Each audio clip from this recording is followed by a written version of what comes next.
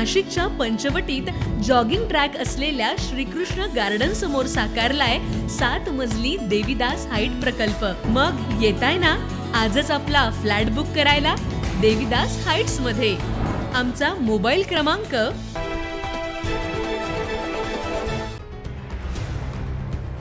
गेल्या काही महिन्यांपासून विधान परिषदेत सध्या चर्चेचा विषय ठरलेल्या जंगली रमी व्हिडिओ प्रकरणानं राजकीय वातावरण तापवलंय।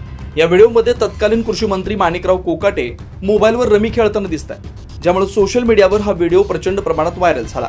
यावरून राष्ट्रवादी शरद पवार पक्षाचे आमदार रोहित पवार यांनी मंत्री कोकाटेंवर टीकेची झोड उठवलेली होती। यानंतर मंत्री कोकाटे यांनी नाशिक जिल्हा व अतिरिक्त सत्र न्यायालयात अब्रू नुकसानीचा 1 कोटी रुपयांचा दावा दाखल केला। आज या प्रकरणाची सुनावणी पार पडली। कोर्टानं मंत्री कोकाटेंच्या जबाबानंतर आदेश दिला की विधिमंडळातील व्हिडिओ कोणी काढला याची चौकशी पोलिसांनी करावी आणि लवकर अहवाल सादर करावा। याबाबत मंत्री कोकाटेंचे वकील ॲडव्होकेट मनोज पिंगळे यांनी माहिती दिली।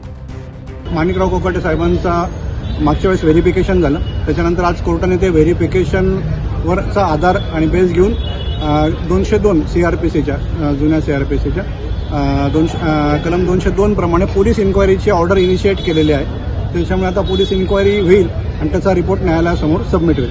खरं तर माणिकराव कोकाटे यांनी आपण मागवतो काय त्या संदर्भात आता पोलीस इन्क्वायरीमध्ये सगळं सबमिट करावं लागेल ना त्यांना, की त्यांनी कोणत्या आधारावर बोलले, काय बोलले, पोलीस इन्क्वायरीत सगळं त्यांना सबमिट करावं लागेल। आता या प्रकरणामुळे आमदार रोहित पवार यांची देखील चौकशी होण्याची शक्यता आहे। या प्रकरणाच्या पोलिसांच्या तपासणीनंतर पुढील निर्णय कसा येतो हे पुढील काही दिवसात स्पष्ट होणार आहे।